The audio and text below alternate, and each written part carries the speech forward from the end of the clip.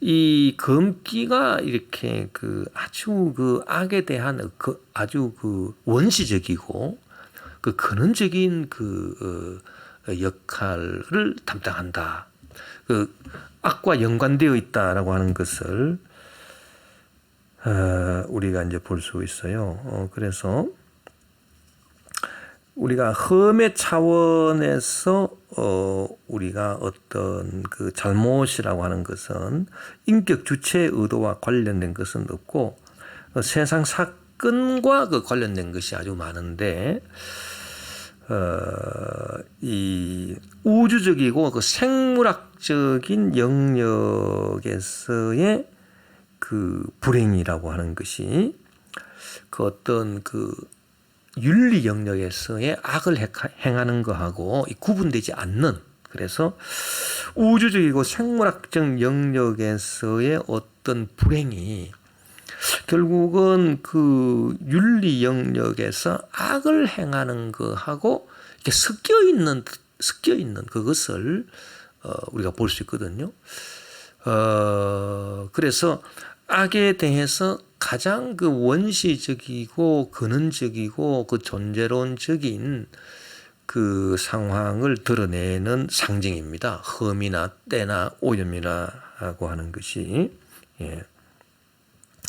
그래서 그 고난을 당하는 이유가 뭐냐? 고난이 악이거든요. 뭐 악이 다른 것이 아니라 뭐 고난입니다.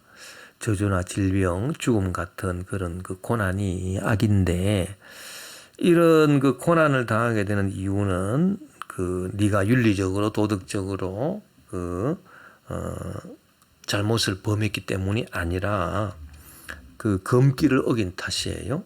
그 우주적 생물학적 영역에서 어떤 타부시해야 될 거를 너가 잘 이렇게 하지 못했기 때문에 금기를 어긴 까닭이다. 그 우리 성경에도 보면은 구약의 그 이렇게 우리가 구약을 보면은 상당히 그런 그 금기와 관계되어 있는 그런 것들이 많이 나와요. 예. 이런 것들이 바로 이 험과 때와 오염의 상징으로 처리될 수 있는 것이다. 그래서 그 악으로 주어지는 고난, 그 벌로 주어지는 고난, 이 고난이 그 어떤 고난인가라고 한다면 그 주체가, 책임적인 주체가 이해할 수 없는 고난이에요. 예. 그러니까 그 고난이 악이 다가온 그 이유가 어떤 책임적인 주체가 뭐 윤리적이나 무슨 뭐 도덕적이나 혹은 뭐 율법적으로 어떤 뭐 잘못을 해서 그 악을 경험하는 게 아니라, 벌을 받는 게 아니라 뭔가 검기를 어겨서 이게 내려왔다는 겁니다. 그 벌이나 악이. 그렇게 우리가 본다면 그 악을 갖다가 우리가 이해를 할 때 악의 결과가 어떤 책임적인 주체가 그 잘못을 범해서 들어온 게 아니라, 책임적인 주체는 알 수가 없어요. 내가 왜 이런 악을 당하는지, 고난을 당하는지. 그 대표적인 게 욥 아닙니까? 그 성경에 보면 욥이 무슨 윤리적으로 도덕적으로 또 율법적으로 자기가 그 죄를 범한 게 없고 자기가 잘못한 게 없어요. 자기가 이 책임적인 주체 욥이. 그런데도 불구하고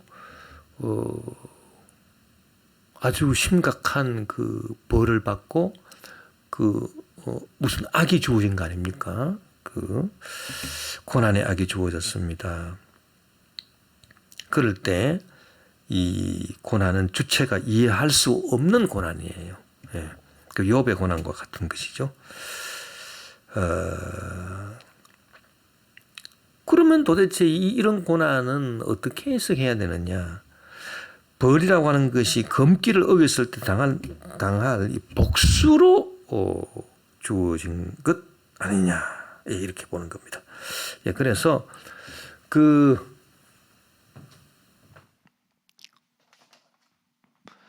예를 들어서 뭐 율법이나 뭐 도덕이나 이 윤리를 이제 어기면 이제 그 벌을 받잖아요. 이거는 죄로 인한 형벌을 말하는 거죠. 형벌. 죄로 인한 형벌입니다. 죄로 인한 형벌을 말하는 거예요. 예. 그런데 이 금기를 어겨가지고 금기를 어겨서 벌을 받게 된다라고 하는 그런 이건 뭐냐? 이건 형벌이 아니라 이건 어떤 형벌이 아니라 이거는 이제 복수당하는 거죠. 복수. 금기를 어기기 때문에 너는 이렇게 복수를 당해야 된다. 그래서 금기와 연결되는 것은 복수고 율법이나 도덕과 윤리와 연결되는 것은 형벌이다. 뭐 그렇게 이제 볼 수 있거든요. 그래서 그 욥이 당한 고난을 우리가 살펴보면 욥은 도대체 이 고난의 악이 왜 자기한테 다가왔느냐? 뭐 율법이나 도덕이나 윤리를 자기가 어긴 적이 없는데, 그러니까 그 욥이 당한 고난의 악은 형벌로 다가온 게 아니라 복수로 다가온 것인데, 그럼 복수 누구의 복수냐? 금기를 어긴 복수이다. 금기. 그럼 그 금기가 뭐냐? 모르죠. 금기도 무슨 뭐 금기를 어겼는지 욥이 성경에는 나와 있지 않습니다. 그러나 이런 차원에서 우리가 그 욥의 고난을 생각해 볼 수 있는 것이고, 따라서 이때 이 악한 그 벌로 그 악을 체험하는 그 악은 어떤 상징을 갖고 있느냐? 험이다, 뭐 때다, 뭐 오염이다, 뭐 그런 상징으로 표현이 된다라고 하는 것입니다. 예. 이것이 그래서 그 순수하게 외부적인 것이다. 책임 주체 내부적인 어떤 그게 아니라 완전 외부적인 거. 그래서 뭐 금기를 어기고 금기 어기는 것이 뭐 그 사람이 무슨 뭐 윤리적으로 잘못한 게 뭐가 있습니까? 근데 그 외부적으로 뭔가 해서는 안 된다고 이렇게 그냥 강압적으로 주어진 것인데 그런 거를 자기도 모르게 뭐 어겼다. 그래서 뭐 복수를 받았다. 뭐 이런 차원에서 욥의 고난을 우리가 이해해 볼 수 있다는 얘기죠. 그럴 때 이 악이라고 하는 것은 이 험과 때와 오염이다. 이제 그 얘기입니다. 자, 우리가 성경에 보면은 우리가 성경 창세기를 읽으면서 많은 사람들이 질문을 하는 것 중에 하나가 왜 하나님이 이 악한 사탄을 만드셨나? 이 뱀을 왜 만들으셨나? 그 얘기를 하잖아요. 뱀을 안 만들었으면은 뱀이 에덴 낙원에 들어오지도 않았고, 그리고 이 에덴 낙원에 그 뱀이 들어오지 않았으면 유혹도 없는 거고, 그러면은 아담 하와가 망할 일도 없는 것인데 왜 이 뱀이라고 하는 이 사탄의 그 존재가 왜 들어오게 되었는가? 예. 그것을 우리가 이해할 수가 없는 것이죠. 예. 그래서 그 뱀이라고 하는 것, 그 사탄의 형상을 뱀의 형상을 한 사탄이죠. 뱀의 형상을 한 사탄이라고 하는 것은 그거는 뭐를 얘기합니까? 그 악이라고 하는 것은 그 뱀의 형상을 한 사탄의 그 악이라고 하는 그때 악은 그것은 어떤 책임적인 주체가 잘못을 범해서 나온 악이 아니에요. 이건 완전히 외부적인 거고, 이것은 그야말로 뭐 우리 인간의 힘으로 어찌할 수 없는 거예요. 그래서 우리가 창세기를 볼 때도 그런 요소가 분명히 있다. 그 악에 대해서 악이라고 하는 것이 이렇게 상징을 이게 험, 때, 오염 이런 상징을 통해서 보니까 이 험이나 때나 오염이 외부적인 거거든요. 그 외부에서 그냥 때려가지고 그냥 험이 진 거예요. 외부에서 이렇게 공기가 안 좋아서 때가 낀 거예요. 외부에서 오염 물질이 다가와서 오염이 된 거예요. 그럼 내가 그 책임 있는 건 아니죠. 내가 잘못한 건 아닙니다. 그래서 이 혐의나 때나 오염이라고 하는 것은 상당히 외부적인 것이고 물질적인 것이고,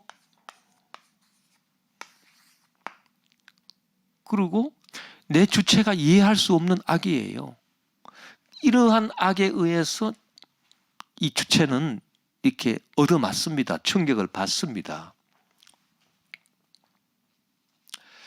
그러한 모습이 분명히 이 악에 있다 이 말이죠. 그래서 우리가 악이다라고 하는 것을 그 해석학적으로 이제 드러내는 작업을 시작하고 있는데, 1차적으로 드러내는 것은 이 해석학적으로 악을 상생히 드러내는데 바로 그런 거예요. 그 뱀의 형상을 한 사탄이 그냥 외부에서 치고 들어온 거예요. 에덴 동산으로. 그래서 그 아담 하와를 유혹을 한 거죠. 이것은 아담 하와의 잘못이 아닙니다. 아담 하와는 하나님이 따서 먹지 말라 한 그 율법을 어긴 것은 그건 아담 하와의 잘못이지요. 그러나 그 뱀 자체가 사탄의 뱀의 형상을 한 사탄 그 자체가 들어와서 유혹을 하는 거, 그것은 그 아담 하와의 잘못이라고 볼 수 없는 거 아닙니까? 그게 완전히 외부적인 것이고, 그것이 바로 무슨 이 금기와 같은 것 아니겠는가? 예. 그래서 금기를 어기면 뭐 벌을 받는 이러한 구조, 이러한 구조하고도 상당히 연관이 되어 있는 그런 악이 있다. 그래서 내 힘으로 어떻게 할 수 없고, 내 힘으로 어떻게 할 수 없고. 자, 예를 들면은 왜 태어날 때 어떤 사람은 미국에 태어나고 어떤 사람은 저 인도에 태어납니까? 인도에 태어나서 많은 사람들이 코로나로 죽었다. 그러면 그 코로나로 죽음을 당하는 그 악이라고 하는 그 악의 체험은 그 인도 사람이 사람이 그 사람 자체가 뭐 책임적인 주체가 뭐 잘못을 해서 당하는 고난이 아니잖아요. 그건 외부적인 거예요. 예, 순전히 외부적인 거고 물질적인 거고 뭐 이런 것입니다.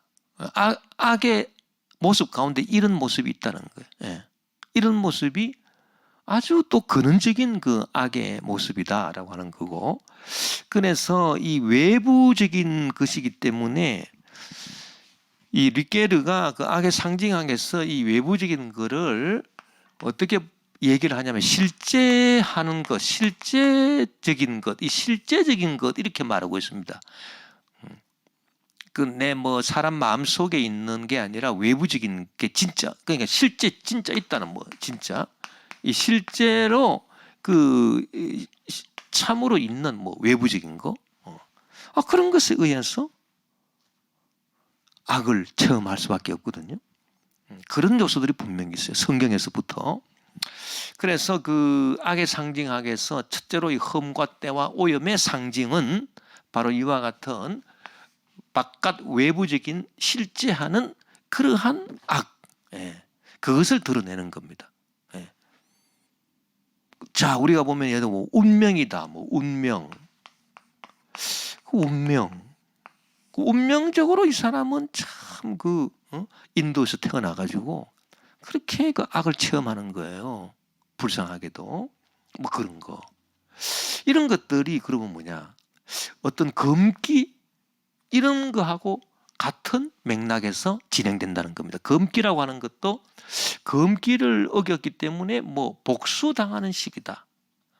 벌이라고 하는 것이, 그것은 율법을 어김으로써 형벌을 받는 것하고는 완전 다른 차원이고, 그래서 금기라든지 복수라든지 뭐 실제 하는 외부적인 악이라든지 이런 악의 현실성을 드러내게 해주는 것은 흠과 때, 오염 같은 그런 상징 단어들이다라고 하는 것을 리케르가 가르쳐주고 있는 것입니다. 그래서 이 욥이 그 고난 당할 때 내가 왜 이런 고난을 당합니까? 주체가 알 수 없어서 이렇게 하소연하고 고백을 하잖아요. 그 고백을 할 때에 이제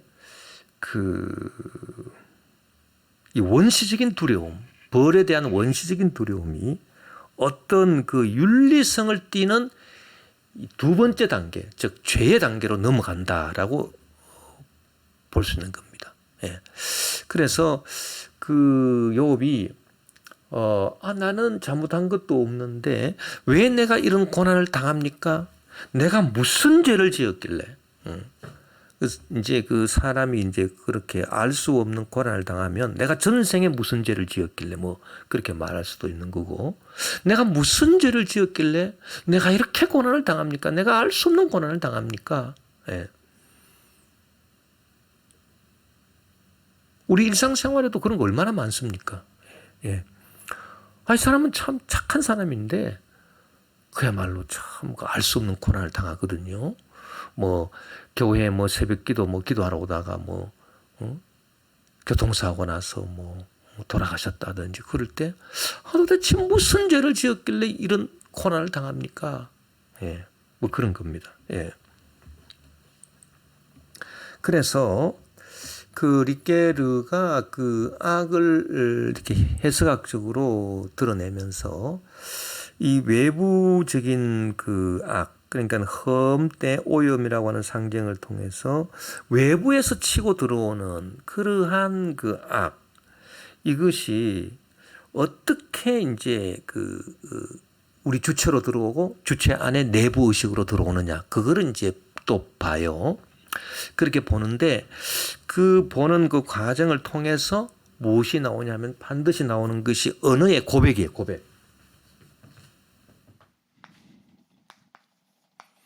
그래서 고백. 이 고백을 통해서 욥 같으면 내가 무슨 죄를 지었길래 이러한 고난을 당합니까? 라고 하는 이런 언어의 고백을 통해서 이제 다른 단계로 또 넘어가게 된다. 그렇게 이제 보는 것입니다. 그래서 두 번째 단계로 나오는 것이 뭐냐면 죄라고 하는 것이. 이 첫 번째 단계는 험때 오염, 외부적인.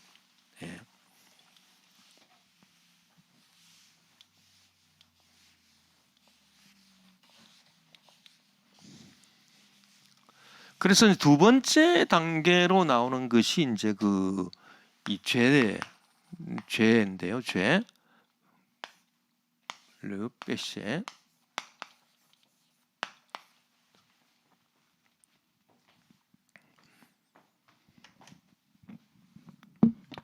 이 죄에 대한 관념이 이제 나오게 된다는 겁니다.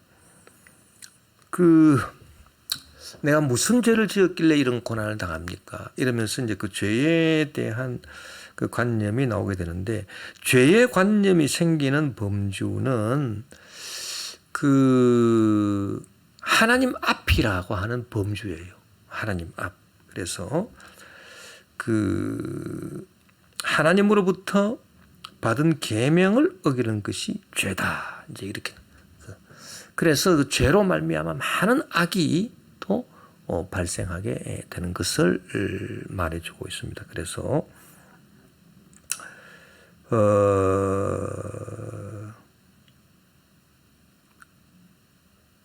이 험이나 때나 오염이라고 하는 것은 그냥 이 책임적인 주체 밖에서 외부에서 이렇게 치고 들어온 것이기 때문에 이것은 이 책임적인 주체가 하나님 앞에서 잘못을 범하고 그런 거하고는 전혀 관계가 없는 것인데, 이제 내가 무슨 죄를 지었길래 이러한 고난을 당합니까? 라고 고백함으로써 죄의 관념이 생기게 되고, 이 죄의 관념이라고 하는 것은 하나님 앞에서 라고 하는 범주다. 그래서 하나님 앞에서 받은 계명을 어기는 것이 이제 죄가 된다. 그래서 이 죄라고 하는 것은 결국은 죄는 뭐냐? 이건 하나님께 받은 계명을 어기는 것이 이렇게 죄가 된다라고 하는 것입니다. 그래서 이 죄의 관념이 생기는 범주는 하나님 앞에서라고 하는 그 범주인데, 하나님으로부터 받은 계명을 어기는 것이 죄죠. 예, 계명을 어기는 것이 이제 죄가 됩니다. 그리고 그 죄라고 하는 것은 그 계약 관계가 이제 파괴되는 것이다. 그렇게 보시죠. 예, 계약 관계가 이제 파괴되는 것이다. 예. 그래서 이 계약 관계가 파괴된다라고 하는 것은 그 무엇을 의미하느냐? 그 죄라고 하는 것이 첫 번째로 그 상징하는 것이 파괴, 뭐 없음, 뭐 그런 것입니다. 그래서 죄라고 하는 것은 이렇게 무엇인가 있는 게 아니라 없는 거예요. 없는 것을 이렇게 상징을 하고 있다. 왜냐하면 계약관계 파괴이기 때문에 파괴라고 하는 것은 있던 것이 파괴되어서 없어지는 거잖아요. 그래서 없어지는 거기 때문에 그 죄라고 하는 것은 첫 번째로 상징하는 바가 무다, 없습니다. 그래서 죄에서 우리는 무엇인가 객관적으로 외부에서 온 그 무엇인가 있는 것, 즉 실제적인 것, 우리가 아까 전에 공부할 때 이때 흠, 오염, 이런 것들은 외부적인 것이고 실제적인 것이다. 그렇게 우리가 얘기했잖아요. 근데 이제 그 죄로 인해서 다가오는 그 계명을 어김으로써 하나님과의 관계가 파괴되는 거거든요. 관계가 없어진다. 무언가가 없어지는. 그래서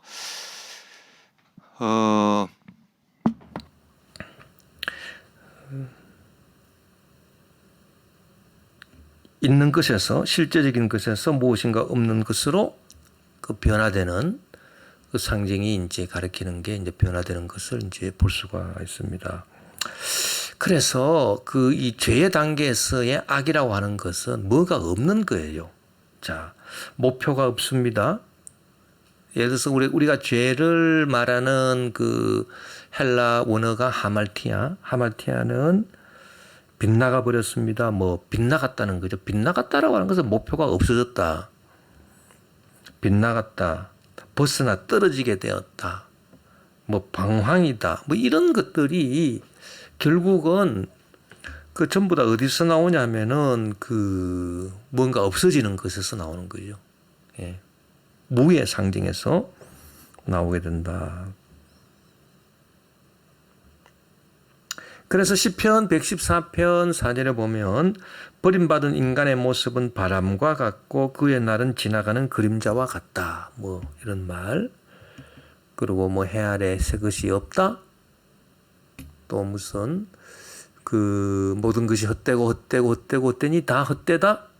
이런